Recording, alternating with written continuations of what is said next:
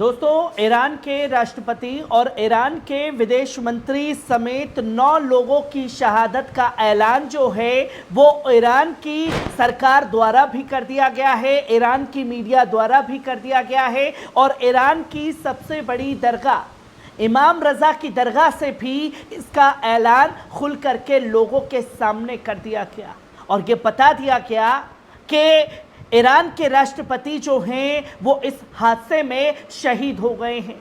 उनकी शहादत की खबर फैलते ही एक शोक जो है वो खास तौर पर ईरान में दौड़ पड़ा। हर तरफ चीख पुकार और रोने की आवाज़ें जो हैं वो खास तौर पर सुनाई देने लगी। पर जब ये खबर ईरान से सामने आई तो कुछ जगह पर जश्न मनाया जा रहा है ईरान के राष्ट्रपति की मौत को लेकर के, जिसकी ताज़ा तस्वीर और ताज़ा वीडियो जो है इजराइल से सामने आया है। पहले इस वीडियो पर नजर डालिए। आपने देखा कि किस तरीके से इजराइल में ये जश्न जो है इब्राहिम रईसी की मौत पर मनाया जा रहा है, तो वहीं तेहरान में मौजूद मोसाद के जासूसों ने भी ईरान के राष्ट्रपति की मौत पर जश्न मनाया है। पहले इस वीडियो पर नजर डालिए।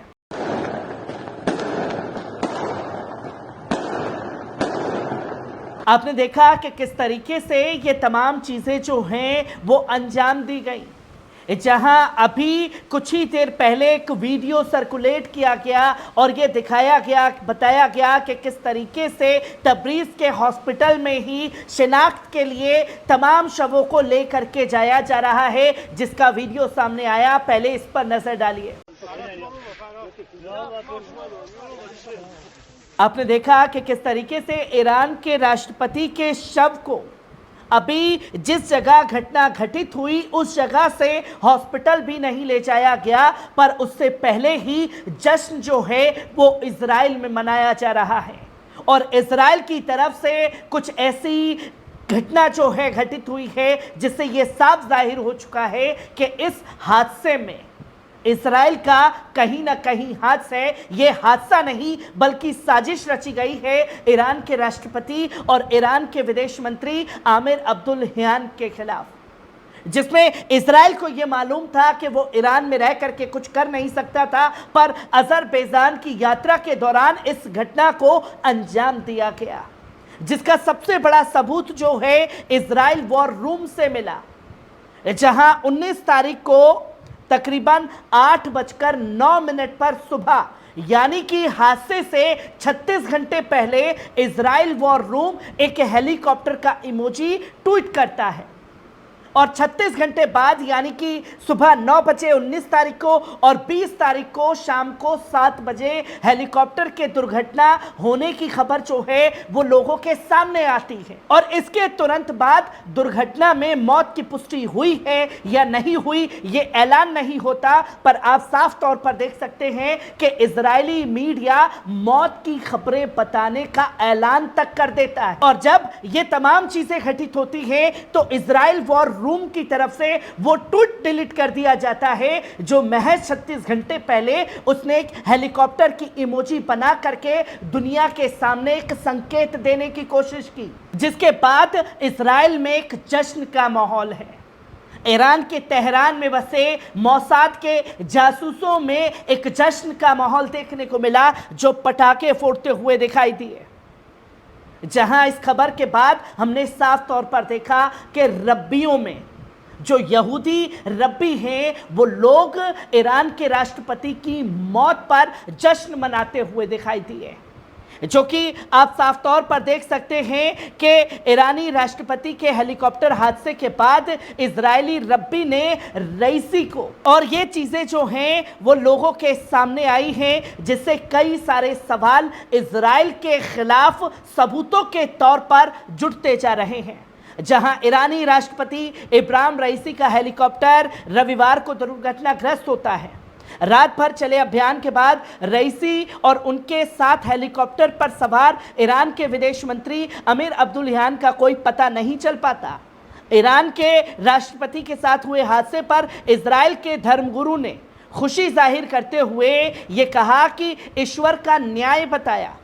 इजराइल के अनेकों रब्बियों ने ईरानी राष्ट्रपति के हेलीकॉप्टर हादसे को ईश्वर का हस्तक्षेप बताया और ईरान की सरकार इजराइल को अपना कट्टर दुश्मन बताती रही और यहूदी देश को दुनिया से खत्म करने का अपना इरादा खुलेआम जाहिर करती रही। मतलब एक तरफ इजराइल के धर्मगुरु यहूदी रब्बी खुल करके ये जश्न मना रहे हैं और खुशी का इजहार कर रहे हैं,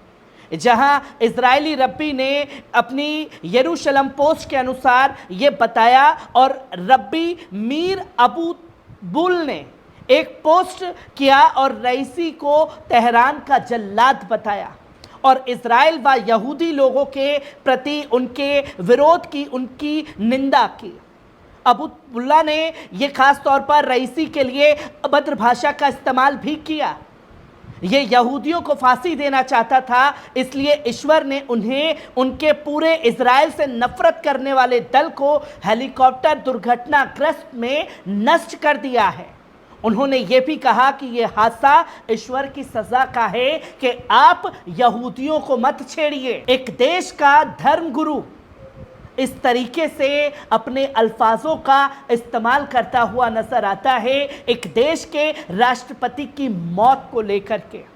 जहां इसी तरह एक अन्य रब्बी नीर बेन अर्ट्स ने इस घटना को ईश्वर की नाराजगी बताया। फेसबुक पोस्ट में उसने कहा कि खुद पर दया करो। ईश्वर ने कहा कि बहुत हो गया, तुमने उन्हें नाराज कर दिया है। रब्बी बज्जरी ने भी सोशल मीडिया पर इसी तरह के विचार लोगों के साथ साझा किए, जिसमें रईसी की तुलना बाइबल के खलनायक हामान से की गई। उन्होंने फेसबुक पर लिखा, दुष्ट हामान हेलीकॉप्टर हादसे का शिकार हो गया। उन्होंने आगे लिखा कि ईश्वर को धन्यवाद दो क्योंकि वे भला है, उसकी दया सदा बनी रहे। और सवाल ये खड़ा हो जाता है कि अगर ये हादसा बेंजामिन नेतन्याहू के साथ होता तब क्या इसी तरीके से जश्न इजराइल में मनता? क्या इसी तरीके से अल्फाज का इस्तेमाल यहूदी रब्बियों द्वारा किया जाता?